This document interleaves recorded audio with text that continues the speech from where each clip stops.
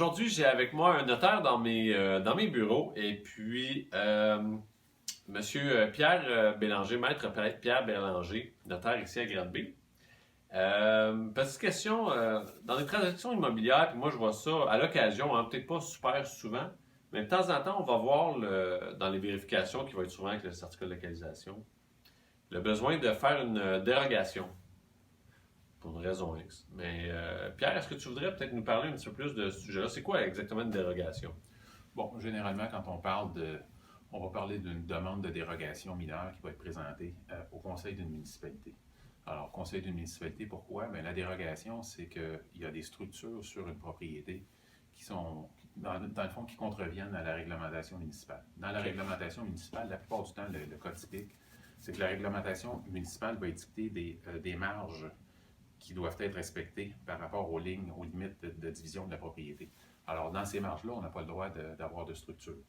Alors, il va arriver souvent que, on fait la construction, tout ça, puis il y a une remise qui se trouve être dans la marge. Je sais pas. La marge peut être, par exemple, peut dire que la réglementation peut dire que dans une distance d'1 mètre de la ligne, qu'il ne faut pas qu'il y ait aucune structure. Bon, ben là, mettons qu'il y a une remise dedans qui fait, je ne sais pas moi, 6 pouces dans la marge, ou des fois la maison est également, puis les marges peuvent être sur les côtés, à l'avant, à l'arrière, ou la maison peut également être dans la marge, ou la piscine, ou le gazebo, en tout cas. Ça ne respecte pas les mesures là, requises par par la municipalité. Ouais, Alors, il ne faut pas confondre ça avec les servitudes, là, parce que des fois, on va également avoir des structures qui sont dans l'assiette de la servitude. Mais là, quand on parle de dérogation, c'est toujours par rapport à la municipalité, parce que là, on contrevient à un règlement municipal.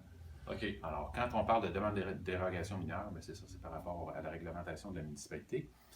Qu'est-ce qui va arriver là-dedans? Bien, dans ces situations-là, ce qu'on peut faire, la loi sur les cités et villes et le code municipal permettent aux propriétaires de ces immeubles-là de présenter une demande de dérogation à la municipalité. Alors, ce qui va arriver, c'est que ça va suivre le cheminement que ça doit suivre, c'est-à-dire une demande va être présentée à la municipalité. La personne qui la présente la demande va devoir payer un montant d'argent à la municipalité pour ça.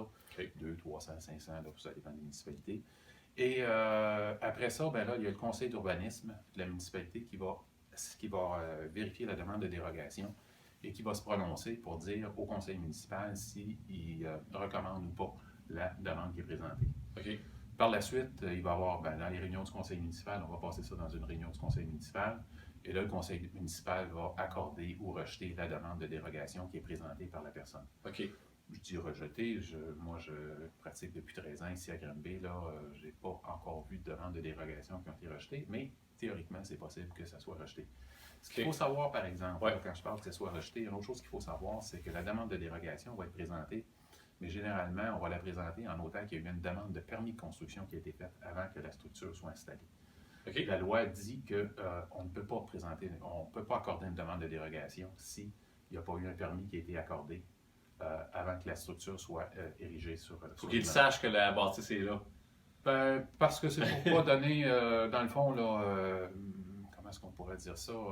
C'est pour pas donner une chance à ceux qui sont un petit peu cow-boys, là, qui vont décider d'installer tout n'importe où, sans obtenir de permis à cet effet-là. Alors là, on se dit, ben dans le fond, la personne était de bonne foi, elle a demandé un permis, elle l'a pas installé à la bonne place, tout ça, puis bon. Alors on vient, dans le fond, passer l'absolution, puis dire, ben c'est correct, on corrige la situation. Une fois que le conseil municipal va avoir accordé, va avoir accueilli la demande de dérogation, bien, la situation qui était de contravention, dans le fond, est corrigée. Puis à partir de là, bien, tout devient légal et tout est correct avec la OK. Moi, j'achète une maison, la remise est à moins d'1 mètre de la ligne de l'eau. Oui. Je demande une dérogation mineure, c'est accepté à la ville. Ça veut dire après ça, j'ai plus besoin de la tasser, tout est beau. Oui. Mais si la ville refusait pour une raison X, il faudrait que je prenne ma remise puis que je la tasse. Là, ben, il faudrait voir là, si la ville, à ce moment-là, pourrait forcer la personne à déplacer la remise. Mais moi, je ne suis pas certain que la ville le ferait. Je n'ai pas encore vu ce cas-là. Okay.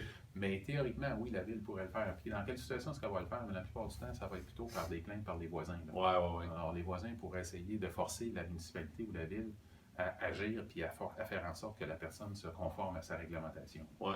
Mais une demande de dérogation qui serait rejetée, c'est rare. Est-ce que, ça, je dis, c'est rare, mais si ça arrivait, on se dit logiquement, ben, la ville devrait forcer la personne à se conformer à sa réglementation. Mais moi, je ne suis pas certain que ça se ferait non plus. OK. Mais En gros, c'est ça. OK. Mais ce qu'il faut savoir, c'est ça, c'est qu'il faut qu'il y ait un permis de construction qui ait été demandé avant que la structure soit érigée sur la bâtisse. OK. La structure n'est pas à la bonne place, on s'adresse à la ville, puis après ça, ben, eux autres, généralement, vont accorder la demande de dérogation. Qui est une demande de dérogation qu'on appelle mineure. Alors, ça aussi, il faut savoir, ben, on peut essayer de qualifier c'est quoi le mot mineur. Là. Évidemment, si la maison est à la moitié dans la marge, C'est plus mineur, ça. ben, c'est peut-être pas mineur. J'ai déjà vu ces cas-là passer pareil parce qu'on a dit que c'était mineur par rapport aux impacts que ça causait chez le voisin. J'ai trouvé que c'était une belle interprétation de la loi. OK, ouais. Ça avait donné une chance. Ouais, puis encore une fois, ouais. ça avait passé. Mais, OK. mais en tout cas, c'est ça là qui est.